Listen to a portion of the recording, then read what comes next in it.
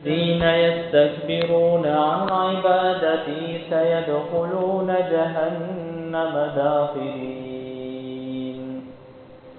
وقال النبي صلى الله عليه وسلم: الدعاء مخ العبادة.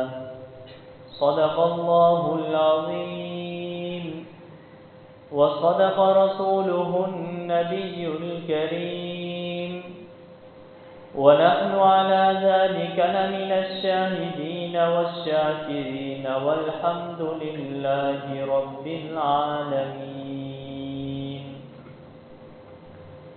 سب ساتھی عقیدت اور محبت کے ساتھ درود پاک پڑھ لیں. اللہم صل علی محمد وعلی آل محمد كما صليت على إبراهيم وعلى آل إبراهيم إنك حميد مجيد. اللهم بارك على محمد وعلى آل محمد.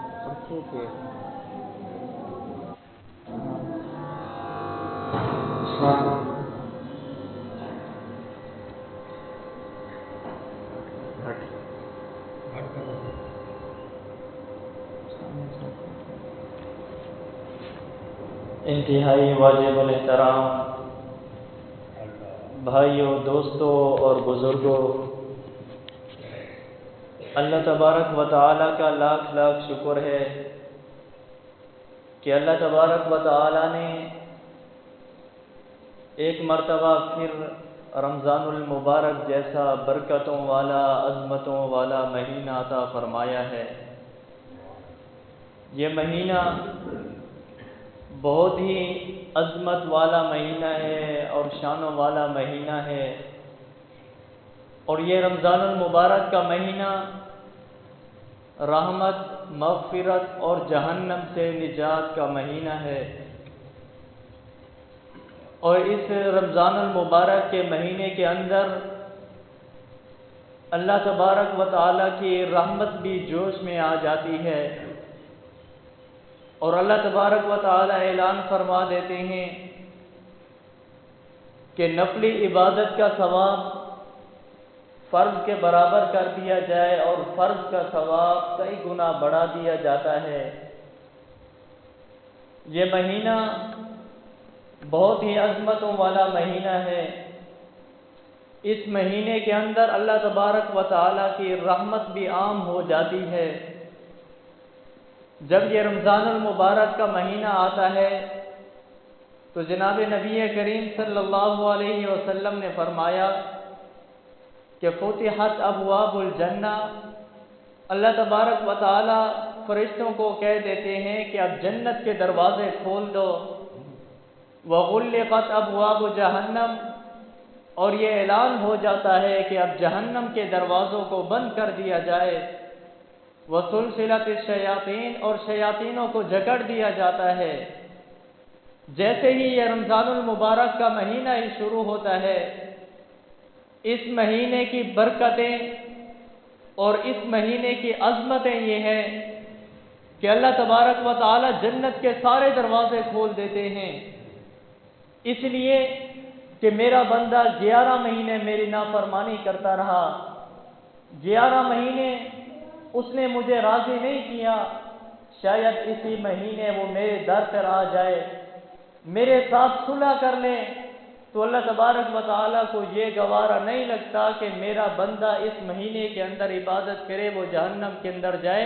اس لیے جنت کے دروازے کھول دیے جاتے ہیں تاکہ میرا بندہ چھوٹا سا بھی عمل کیوں نہ کرے تو اس کا ثواب اللہ تبارک و تعالیٰ بڑا چڑھا کر اس کو دیتے ہیں، تاکہ یہ کسی نہ کسی طریقے سے جنت کے اندر داخل ہو جائے. تو اس مہینے کے اندر جتنا ہو سکے آدمی کو دعاؤں کا اہتمام کرنا چاہیے، کیونکہ اس مہینے کے اندر دعائیں قبول ہوتی ہیں. یہ دعاؤں کی قبولیت کا مہینہ ہے. اور جناب نبی کریم صلی اللہ علیہ وسلم نے فرمایا کہ جب روزے دار آدمی شام کے وقت افطار کرتا ہے تو اس وقت وہ جو بھی اللہ تبارک و تعالی سے دعا مانگتا ہے تو اس کی دعا رد نہیں کی جاتی. تو میرا اور آپ کا یہ عقیدہ ہے کہ پہاڑ اپنی جگہ سے ہٹ سکتا ہے، یہ زمین ہل سکتی ہے، لیکن آمنہ کے لال کا فرمان غلط نہیں ہو سکتا۔ تو آمنہ کے لال نے فرمایا کہ روزے دار آدمی کی اللہ تبارک و تعالی دعا قبول فرماتے ہیں۔ تو یہ مہینہ دعاؤں کی قبولیت کا مہینہ ہے۔ اس مہینے کے اندر ہمیں دعاؤں کا اہتمام کرنا چاہیے۔ اور آج ہر بندہ پریشان نظر آتا ہے، کوئی بیماری کی وجہ سے پریشان ہے، کوئی کاروبار کی وجہ سے پریشان ہے، کوئی کس وجہ سے پریشان ہے، کوئی کس وجہ سے پریشان ہے۔ پھر ہماری زبان پر بھی یہ شکوہ ہوتا ہے کہ ہماری دعائیں قبول نہیں ہوتی۔ پھر ہم کہتے ہیں کہ ہم دعا کرتے ہیں لیکن دعا قبول نہیں ہوتی۔ تو اصل بات یہ ہے کہ ہمیں مانگنے کا طریقہ نہیں آتا کہ اللہ سے کس طرح مانگا جا سکے، ہمیں اللہ سے مانگنے کا انداز نہیں آتا۔ وگرنہ آپ دعا کی اہمیت کے اس بات سے اندازہ لگائیں کہ نبی کریم صلی اللہ علیہ وسلم نے فرمایا کہ الدعاء مخ العبادہ، یہ دعا تمام عبادتوں کا مغز ہے، تمام عبادتوں کا نچوڑ ہے یہ دعا۔ آپ دعا کی اہمیت کے اس بات سے اندازہ لگائیں جس کو ہم عام سمجھ کر چھوڑ دیتے ہیں۔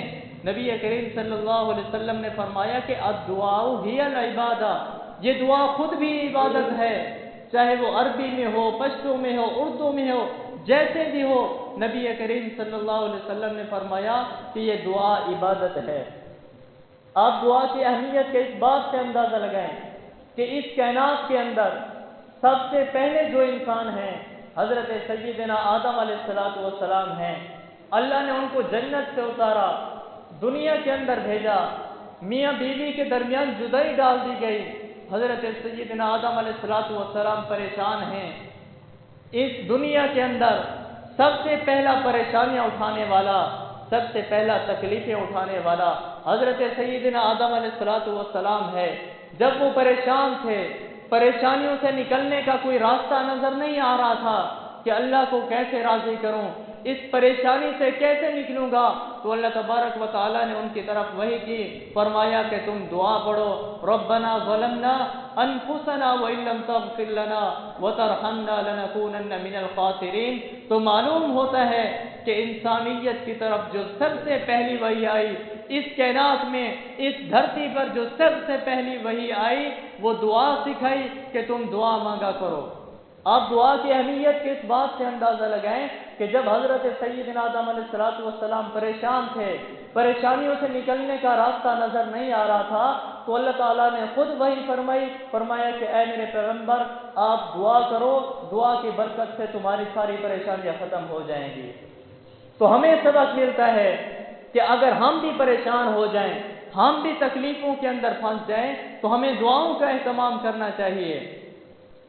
آپ دیکھیں کہ انسان کی تقدیر میں جو کچھ لکھ دیا ہے وہ بدل نہیں سکتا، لیکن نبی کریم صلی اللہ علیہ وسلم نے فرمایا کہ دعا کے اندر ایسی طاقت ہے، دعا کے اندر ایسی پاور ہے، جب آدمی دعا کرتا ہے تو دعا اس کی تقدیر کو بھی بدل دیتی ہے۔ اصل بات یہ ہے کہ آج ہمیں مانگنے کا طریقہ نہیں آتا۔ آج اگر ہمیں مانگنے کا طریقہ نہیں آتا تو میں آپ کو لے کر چلتا ہوں سیدنا حضرت سلیمان علیہ السلام کے دربار کے اندر۔ ایک چیونٹی سے ہم دعا مانگنے کا طریقہ سیکھتے ہیں کہ ایک چیونٹی نے اللہ سے کیسے مانگا ہے، اللہ نے اس کی فریاد کیسے سنی ہے۔ حضرت سیدنا سلیمان علیہ السلام کا دور ہے، ان کے دور کے اندر بارش نہیں ہو رہی تھی، سب لوگ جمع ہو کر حضرت سلیمان علیہ السلام کے پاس آئے کہ آپ اللہ کے نبی ہیں، آپ دعا کریں، بارش نہیں ہو رہی، انسان پیاس سے تڑپ رہے ہیں، جانور پیاس سے مر رہے ہیں اور فصلیں بھی سوکھ چکی ہیں۔ تو حضرت سلیمان علیہ السلام نے ان کو کہا کہ آپ ایسا کرو، کل سب لوگ جمع ہو کر ہم ایک میدان کے اندر جائیں گے، وہاں جا کر اللہ سے دعا کریں گے، بارش کی دعا کریں گے، اللہ تعالی ہم پر بارش برسائیں گے۔ جب دوسرا دن آیا، سب لوگ جمع ہو کر حضرت سیدنا سلیمان علیہ السلام کے پاس آ گئے۔ اب حضرت سلیمان علیہ السلام ان سب کو لے کر ایک میدان کی طرف جا رہے ہیں۔ راستے میں حضرت سلیمان علیہ السلام نے دیکھا کہ ایک چیونٹی ہے، اس نے اپنے دونوں پاؤں اوپر کیے ہوئے ہیں اور وہ اللہ سے فریاد کر رہی ہے۔ وہ اللہ سے یہ کہہ رہی تھی کہ اللہ میں بھی تیری مخلوق میں سے ایک مخلوق ہوں، مجھے بھی پانی کی ضرورت ہے، مجھے بھی پیاس لگی ہوئی ہے، مجھے بھی بارش کی ضرورت ہے۔ جب حضرت سلیمان علیہ السلام نے اس چیونٹی کی یہ دعا سنی تو اپنے ساتھیوں کو کہا کہ اب واپس سب لوگ چلے جاؤ اپنے گھروں کے اندر۔ سب لوگ حیران ہو گئے، حضرت سلیمان علیہ السلام کو کہنے لگے کہ ہم تو دعا کرنے کے لیے جا رہے تھے، آپ کہہ رہے ہیں کہ ہم واپس جائیں، ہم نے دعا بھی نہیں کی ہے، ہم سے ایسی کیا غلطی ہو گئی ہے کہ ہم تو دعا کرنے کے لیے جا رہے تھے۔ آپ دیکھیں کہ لوگ پیاس سے تڑپ رہے ہیں، ہمارے جانور بھی مر رہے ہیں اور آپ ہمیں کہتے ہیں کہ واپس جاؤ۔ حضرت سلیمان علیہ السلام نے کہا کہ ایک چیونٹی نے اللہ سے دعا کر ڈالی ہے، اللہ اس کی دعا قبول کریں گے۔ تو حضرت سلیمان علیہ السلام کے ساتھی کہتے ہیں کہ ابھی ہم واپس اپنے گھروں تک پہنچے نہیں تھے، ادھر بارش برسنا شروع ہو گئی تھی۔ تو دیکھیے آج اگر ہم بھی اسی طرح یقین کے ساتھ مانگیں، وہ تو ایک چیونٹی تھی، وہ تو ادنا سے ایک مخلوق ہے، لیکن انسان کا درجہ تو ساری مخلوق سے افضل ہے۔ آج اگر ہم بھی یقین کے ساتھ بیٹھ جائیں، ہم بھی اللہ سے مانگیں، تو دیکھیں ہماری دعائیں کیسے قبول نہیں ہوتی۔ اصل بات یہ ہے کہ ہم نے چند الفاظ یاد کیے ہوئے ہیں، بس وہی پڑھتے ہیں، ہم مانگتے نہیں ہیں۔ دعا پڑھنا اور بات ہے، مانگنا اور بات ہے۔ ہم تو صرف پڑھتے ہیں، ہمارا دھیان کوئی اور طرف ہوتا ہے۔ آج اگر ہمیں دعا مانگنے کا طریقہ نہیں آتا تو ہم ام ایوب سے سیکھتے ہیں کہ ام ایوب نے رب سے کس طرح دعا کی تھی۔ ام ایوب مدینہ کے اندر رہنے والے ایک عورت تھی، غریب عورت ہے، مدینہ میں رہتی ہے، اور حضور علیہ السلام مکہ کے اندر رہتے تھے۔ اب مکہ سے ہجرت کر کے مدینہ منورہ کی طرف جا رہے ہیں، اور ادھر مدینہ کے اندر سب کو پتہ چل چکا ہے کہ امام الانبیاء ہجرت کر کے مدینہ کی طرف آ رہے ہیں۔ بڑے بڑے سردار، بڑے بڑے چودھری اپنے گھروں کو سجانے لگے کہ امام الانبیاء تشریف لے کے آ رہے ہیں، وہ ہمارے گھر کے مہمان بنیں گے، ہم ان کو اپنے گھر کے اندر لے کر آئیں گے۔ سب لوگ تیاریاں کر رہے ہیں۔ ادھر ام ایوب غریب عورت ہے، اپنے گھر کے اندر پریشان بیٹھی ہے اور سوچ رہی ہے کہ میں تو غریب ہوں، پتہ نہیں امام الانبیاء ہمارے گھر کے اندر بھی آتے ہیں یا نہیں آتے۔ اور ادھر حضرت ابو ایوب انصاری کو کہا کہ آپ بھی باہر جاؤ۔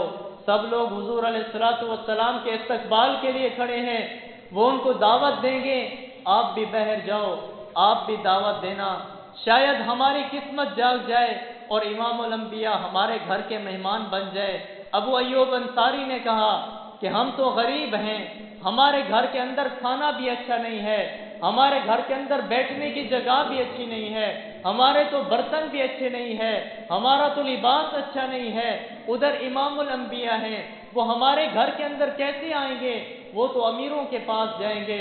لیکن ام ایوب نے کہا کہ تم جاؤ تو صحیح، تم جاؤ، دعوت تو دو، ادھر میں رب سے مانگتی ہوں، اللہ سے دعا کرتی ہوں، آج ہماری قسمت جاگ جائے گی، تم جاؤ تو صحیح۔ ابو ایوب گئے، باہر جا کر دیکھا کہ سب لوگ حضور علیہ السلام کو دعوت دے رہے ہیں کہ آپ ہمارے گھر کے اندر تشریف لے کر آئیں۔ ادھر ام ایوب نے گھر کے اندر بستر بچھا، ادھر ام ایوب نے مصلی بچھا دیا اور سر سجدے میں رکھ دیا اور رو رہی تھی اور کہہ رہی تھی کہ اللہ دیکھ تو صحیح، امام الانبیاء یہاں پر تشریف لے کر آئے ہیں، ان کو ہمارے گھر کا مہمان بنا دے۔ ادھر سب لوگ حضور علیہ السلام کو دعوت دے رہے تھے اور حضور علیہ السلام اپنی سواری پر سوار ہیں۔ سواری چلتی چلتی امیروں کے محلے کے اندر داخل ہو گئی تو ابو ایوب انصاری پریشان ہو کر، غمگین ہو کر اپنے گھر کے اندر واپس لوٹ آئے۔ ادھر ام ایوب نے دیکھا اور کہا خیر تو ہے، آپ پریشان لگ رہے ہیں، خیریت تو ہے، آپ نے دعوت نہیں دی ہے؟ تو ابو ایوب نے کہا کہ حضور علیہ السلام کی سواری امیروں کے محلوں کے اندر چلی گئی ہے، وہ تو امیروں کے مہمان بنیں گے، وہ ہمارے گھر کے اندر کیسے آئیں گے؟ تو ام ایوب نے پھر اپنا سر سجدے میں رکھ دیا اور رونے لگی اور کہنے لگی کہ اللہ اب میں اس وقت تک इस मुसल्ले से सर नहीं उठाऊंगी जब तक इमामुल अंबिया को मेरे घर का मेहमान नहीं बनाएंगे। अल्लाह मुझे मायूस न करना। वो रो रही है और दुआ कर रही है। इधर अबू अय्यूब अंसारी को कहा फिर जाओ, फिर जाकर हुजूर अलैहिस्सलातु वस्सलाम को दावत दो। अबू अय्यूब अंसारी बहर आए। इधर उम्मे अय्यूब मुसल्ले पर उसने अपना सर रखा हुआ है और रो रही है और अल्लाह से कह रही है कि अल्लाह आप तो हर चीज पर कादिर हैं, आप तो सब कुछ कर सकते हैं, लेकिन मैंने सर उस वक्त तक मुसल्ले से नहीं उठाना जब तक इमामुल अंबिया मेरे घर के अंदर तशरीफ लेकर नहीं आएंगे। तो उधर रब को उम्मे अय्यूब का रोना इतना पसंद आया, अल्लाह ने अपने महबूब का अंदाज भी बदल दिया और कह दिया कि ऐ मेरे महबूब, अब इस सवारी की मुहारें छोड़ दो, अब ये सवारी मेरे हुक्म की पाबंद है। अब मैं इसको हुक्म दूंगा, जहां मेरा हुक्म होगा ये सवारी वहां पर रुकेगी। आप इन सब से कह दो कि अब ये सवारी रब के हुक्म की पाबंद है। तो हुजूर अलैहिस्सलातु वस्सलाम ने अपना अंदाज भी बदल दिया और लोगों से कह दिया कि अब ये सवारी मेरे हुक्म की पाबंद नहीं है बल्कि रब के हुक्म की पाबंद है। रब का हुक्म इसको जहां पर होगा ये वहीं पर बैठेगी, मैं भी उस घर का मेहमान बनूंगा। तो सवारी चलती चलती अमीरों के महलों से गरीबों के महल्ले के अंदर आ गई। तो अबू अय्यूब मुस्कुराने लगे और दिल के अंदर एक ख्याल आया कि शायद लगता है आज हमारी किस्मत जाग रही है, और अपने घर के अंदर लौट आए और आकर उम्मे अय्यूब को कहा कि अब सर सजदे से उठाओ, हुजूर अलैहिस्सलातु वस्सलाम की सवारी गरीबों के महल्लों के अंदर दाखिल हो गई है, लगता है कि हमारे घर के मेहमान बनने वाले हैं। तो हुजूर अलैहिस्सलातु वस्सलाम की सवारी चलती चलती अबू अय्यूब अंसारी के दरवाजे पर आकर बैठ गई और सब लोगों ने दरवाज़ा खटखटाया और उम्मे अय्यूब को मुबारक दी और कहा कि उम्मे अय्यूब तुम्हें मुबारक हो, अब तुम अपना सर सजदे से उठाओ, अल्लाह ने तेरी दुआ को कबूल कर लिया है और इमामुल अंबिया को तेरे घर का मेहमान बना दिया है। तो देखिए कि जब आदमी बैठ जाता है यकीन के साथ अल्लाह से दुआ करता है तो अल्लाह ताला उसकी दुआ कबूल करते हैं, अल्लाह ताला उसे मायूस नहीं करते। लेकिन आज हमें मांगने का तरीका नहीं आता। हम दुआ किस तरह मांगते हैं? हाथों के साथ खेल रहे होते हैं या पंछे गिन रहे होते हैं या बल्ब गिन रहे होते हैं। हमने कभी यकीन के साथ अल्लाह से मांगा नहीं है। जब आदमी यकीन के साथ बैठ जाता है और अल्लाह से कह देता है कि अल्लाह उस वक्त तक मैं नहीं उठूंगा जब तक मेरी ये परेशानी ख़त्म नहीं होगी, जब तक ये मेरे मसाइल नहीं हल होंगे, तो फिर अल्लाह ताला को उसका इस तरह मांगना इस तरह पसंद आता है, अल्लाह ताला उसकी सारी परेशानियों को ख़त्म कर देते हैं। और नबी अलैहिस्सलातु वस्सलाम ने फरमाया कि जब कोई आदमी अल्लाह से दुआ करता है, अल्लाह से मांगता है, तो उसका एक फायदा ये होता है कि उस पर आने वाली जितना भी परेशानियां होती हैं, उस पर आने वाली जितना भी तकलीफें होती हैं, जितना भी दुख होते हैं, तो इसी दुआ की बरकत से अल्लाह ताला उस पर आने वाली सारी परेशानियां और सारी तकलीफें ख़त्म कर देते हैं। जब आदमी यकीन के साथ अल्लाह से मांगता है फिर अल्लाह ताला उसकी दुआ भी कबूल फरमाते हैं। मुजफ्फरगढ़ के अंदर एक बड़ा सरदार था, बड़े बड़े बागात थे उसके और बड़े बड़े बंगले थे। एक बाग के अंदर उसने मस्जिद बनाई हुई थी, लेकिन खुद शराबी था, शराब पीता था। कभी उसने नमाज नहीं पढ़ी थी, कभी उसने रब को सजदा नहीं किया था, हर वक्त शराब पीता था। और एक मर्तबा उसके 6 बेटे थे और 6 बेटियां थी और एक बेटा था।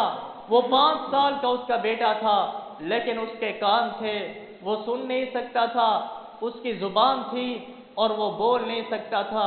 वो बड़ा परेशान था, पूरे मुल्क के चक्कर लगाता रहा, कभी किस डॉक्टर के पास, कभी किस डॉक्टर के पास, बड़े बड़े डॉक्टरों के पास गया, लेकिन उसका बेटा फिर भी ठीक नहीं हो रहा था। एक रात वो अपने मुसल्ले पे सोया हुआ था और फिर जाग हुई, उठा और सीधा चलता चलता मस्जिद की तरफ गया।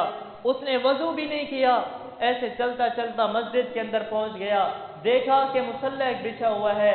उसने मुसल्ले पे सर अपना रख दिया और रोने लगा और अल्लाह से कहने लगा कि अल्लाह अब तो मैं थक चुका हूँ, अब तो मैं हर तरफ से मायूस हो चुका हूँ। अल्लाह लोगों के बेटे हैं, बोलते हैं, सुनते भी हैं, लेकिन मेरा बेटा है نہ بولتا ہے نہ سنتا ہے۔ اللہ اب میرے بیٹے کو بولنے کی طاقت دے دے، سننے کی طاقت دے دے۔ میں ہر طرف سے مایوس ہو چکا ہوں، لیکن یہی ایک در ہے جس در سے میری یہ پریشانیاں ختم ہوگی، جس در سے میرے بیٹے کو بولنے کی طاقت ملے گی، جس در سے میرے بیٹے کو سننے کی طاقت ملے گی۔ اور وہ مصلی پہ سر اس نے اپنا رکھا ہوا ہے اور رو رہا ہے اور اللہ سے کہہ رہا ہے کہ اے اللہ، میں اس وقت تک نہیں جاؤں گا اپنے گھر کے اندر جب تک یہ میرا بیٹا ٹھیک نہیں ہوگا۔ ساری رات وہ مصلی پہ پڑا رہا اور روتا رہا۔ جب صبح کی نماز ہوئی، نماز اس نے پڑھی، نماز پڑھنے کے بعد پھر مسجد کے اندر ایک کونے میں بیٹھ گیا اور رو رہا تھا، اللہ سے پھر بھی مانگ رہا تھا اور یہی کہہ رہا تھا کہ اللہ، میں اس وقت تک نہیں جاؤں گا جب تک میرا بیٹا بولے گا نہیں، جب تک میرا بیٹا سنے گا نہیں۔ اللہ یہ سب کچھ تو کر سکتا ہے، تو قادر ہے، سب کچھ تو کرنے والا ہے۔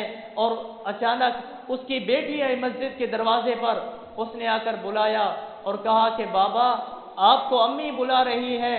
اس نے کہا کہ جاؤ اپنی امی سے جا کر کہہ دو آج کے بعد میں کسی ڈاکٹر کے پاس نہیں جاؤں گا، میں تھک چکا ہوں، ہر طرف سے مایوس ہو چکا ہوں، اب میں اسی در پہ بیٹھا ہوں، جب تک میرے بیٹے کو بولنے کی طاقت نہیں ملے گی اس وقت تک میں کہیں اور طرف نہیں جاؤں گا۔ اور وہ بیٹھا ہے، رو رہا ہے۔ اس کی بیٹی نے کہا کہ بابا، آپ کو امی اس لیے نہیں بلا رہی کہ آپ کسی اور ڈاکٹر کے پاس جائیں، امی تو اس لیے بلا رہی ہے کہ اب میرا بھائی بول بھی رہا ہے، وہ سن بھی رہا ہے۔ اور وہ خوشی سے اٹھا، سیدھا گیا اپنے گھر کے اندر اور اس نے اپنے بیٹے کو کہا بیٹا، تو بیٹا بھی بولنے لگا، کہا بابا۔ بیٹی نے کہا، باپ نے کہا کہ بیٹا تو سن بھی رہا ہے میں کیا کہہ رہا ہوں؟ اس نے کہا کہ ابو، میں بول بھی رہا ہوں اور سن بھی رہا ہوں۔ اور کہا کہ ابو، میں سویا ہوا تھا، اچانک میرے اندر ایک جھٹکا لگا، میری زبان بھی کھل گئی اور کان بھی کھل گئے۔ تو وہ آدمی بڑا حیران ہوا کہ ہمارے مانگنے کے اندر تو دیر ہے، ساری زندگی میں رب کی نافرمانی کرتا رہا، لیکن آج میں یقین کے ساتھ بیٹھا، اللہ نے میری دعا کو قبول کر لیا ہے۔ تو آدمی جب یقین کے ساتھ اللہ سے مانگتا ہے، اس عزم کے ساتھ بیٹھ جاتا ہے کہ میری ساری پریشانیاں اسی در سے ہی دور ہوں گی۔ اور نبی علیہ الصلوۃ والسلام نے کیا فرمایا کہ تم اللہ سے مانگو، بار بار مانگو اور اللہ سے اس طرح مانگو کہ تمہیں قبولیت کا یقین ہو، یقین کے ساتھ مانگو۔ اور اللہ تعالیٰ کیا فرماتے ہیں کہ میرا بندہ جس طرح میرے اوپر گمان کرتا ہے میں ویسا ہی اس کے ساتھ معاملہ کرتا ہوں۔ اور اللہ تبارک و تعالیٰ قرآن مجید کے اندر کیا فرماتے ہیں کہ وقال ربکم ادعونی استجب لکم، کہ تم مجھ سے دعا کرو، مجھ سے مانگو، میں تمہاری دعاؤں کو قبول کروں گا۔ اللہ تعالیٰ تو خود فرما رہے ہیں کہ مجھ سے مانگو۔ اللہ کو انسان کا مانگنا بہت پسند آتا ہے۔ جب آدمی رب کے در پہ بیٹھ جاتا ہے تو اللہ کو اس کا یہ مانگنا اتنا پسند آتا ہے۔ اللہ تعالیٰ کہتے ہیں کہ دیکھو میرا بندہ ہے، یہ کسی اور در پہ نہیں گیا، اس نے بتوں سے نہیں مانگا، مجھ سے مانگا ہے، تو پھر اللہ تعالیٰ اس کے سارے مسائل حل کر دیتے ہیں۔ اللہ تعالیٰ یہ نہیں دیکھتے کہ یہ مسلمان ہے، کافر ہے، مجھے مانتا ہے یا نہیں مانتا۔ بخاری شریف کی ایک حدیث ہے کہ حضرت عائشہ صدیقہ رضی اللہ تعالیٰ عنہ فرماتی ہیں کہ ایک عورت تھی، کالے رنگ کی عورت تھی، وہ مسجد نبوی کے اندر رہا کرتی تھی اور مسجد نبوی کے کام کرتی تھی۔ وہ فارغ اوقات میں ازواج مطہرات کے پاس آیا کرتی تھی۔ تو حضرت عائشہ صدیقہ رضی اللہ تعالیٰ عنہ فرماتی ہیں کہ ایک دن وہ عورت حضرت عائشہ کے پاس آئی اور بیٹھی تھی اور وہ عربی کے اندر شعر پڑھ رہی تھی، اور ان کا مفہوم یہ تھا کہ وہ سرخ موتیوں والا ہار، وہ اللہ کی پہچان کا دن، وہ دن بڑا عجیب دن ہے۔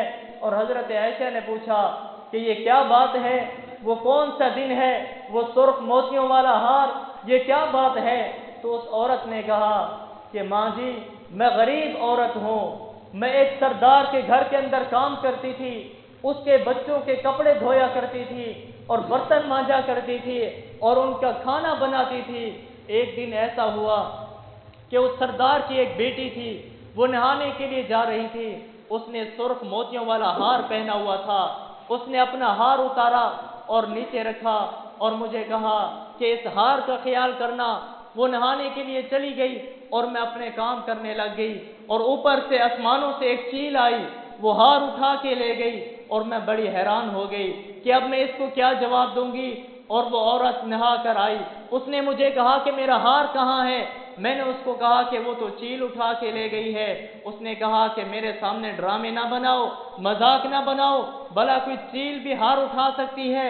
میں نے اس کو کہا کہ سرخ تھا، شاید اس نے گوشت کا ٹکڑا سمجھ کر اٹھا لیا ہو، لیکن اس نے اپنے ابو کو بلایا اور اپنے ابو کو کہا کہ دیکھو اس نے میرا ہار چھپا لیا ہے، اس نے میری چوری کر لی ہے۔ تو اس کے ابو نے کہا کہ اس کا ہار واپس کر دو ورنہ میں جوانوں کو بلاؤں گا، چوک کے اندر تجھے کھڑا کر کے تیرے کپڑے اترواؤں گا اور تیری تلاشی لوں گا۔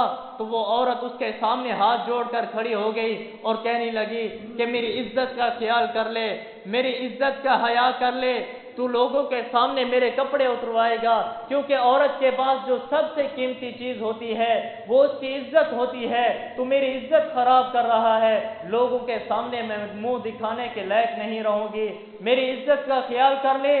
وہ ہار میں نے نہیں اٹھایا ہے، لیکن اس نے اس کی ایک بات بھی نہ سنی۔ اس نے لوگوں کو بلایا اور کہا کہ اس کے کپڑے اتارو، اس کی تلاشی لو۔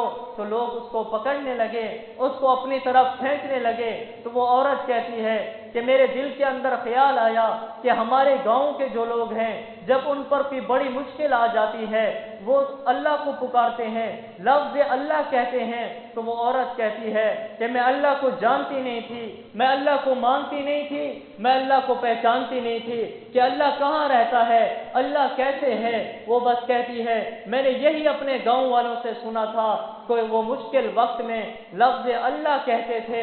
تو وہ عورت کہتی ہے میں نے بھی کہا کہ اللہ میری عزت بچا لے، میری عزت کی حفاظت کر لے، میرے اوپر مشکل وقت آ چکا ہے۔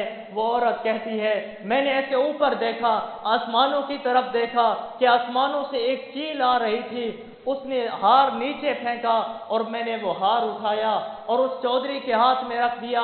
میں نے اس کو کہا کہ دیکھ ساری زندگی میں تیرے بچوں کی خدمت کرتی رہی، ساری زندگی تجھے کھانا بنا کر دیتی رہی، ساری زندگی تیری گھر کی خدمت کرتی رہی، لیکن تجھے میری عزت کا حیا نہ آیا۔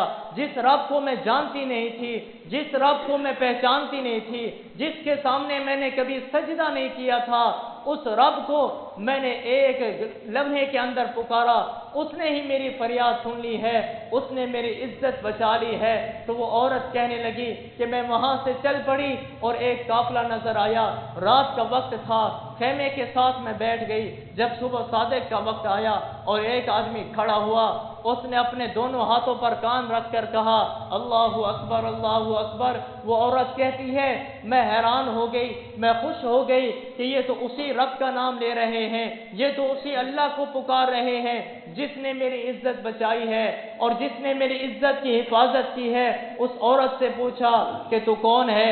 اس نے اپنا سارا واقعہ بتایا اور ان کو حضور علیہ الصلوۃ والسلام کے پاس لے کر آئے۔ حضور علیہ الصلوۃ والسلام نے فرمایا کہ آج کے بعد تیرا گھر مسجد نبوی ہے، تو اسی کے اندر رہا کر۔ تو یہ واقعہ بتانے کا مقصد یہ ہے کہ وہ عورت ساری زندگی اس نے کبھی رب کو سجدہ نہیں کیا تھا اور کبھی رب کے آگے جھکی نہیں تھی، اس کو رب کا پتہ نہیں تھا، وہ رب کو مانتی بھی نہیں تھی، لیکن مشکل وقت کے اندر، مشکل حالات کے اندر جب اس کی عزت خطرے میں تھی، اس نے لفظ اللہ کہا، اللہ نے اس کی بھی فریاد سن لی ہے۔ تو آج میری اور آپ کی زبان پر یہ شکوہ کیوں ہوتا ہے کہ ہماری دعائیں قبول نہیں ہوتی؟ اصل بات یہ ہے کہ ہمیں مانگنے کا طریقہ نہیں آتا، ہمیں مانگنے کا ڈھنگ نہیں آتا کہ اللہ سے کس طرح مانگا جا سکتا ہے۔ اور نبی علیہ الصلوۃ والسلام نے فرمایا کہ الدعاء سلاح المومن، یہ دعا مومن کا ہتھیار ہے، دعا مومن کا اسلحہ ہے۔ آج آپ دیکھیں کہ آدمی اپنی حفاظت کے لیے اپنے ساتھ اسلحہ رکھتا ہے اور اپنے ساتھ وہ اسلحہ رکھتا ہے اس لیے تاکہ دشمن سے خود کو بچا سکے، اپنی حفاظت کے لیے رکھتا ہے تاکہ کوئی مجھے تکلیف نہ پہنچا سکے، تاکہ مجھے کوئی نقصان نہ پہنچا سکتے۔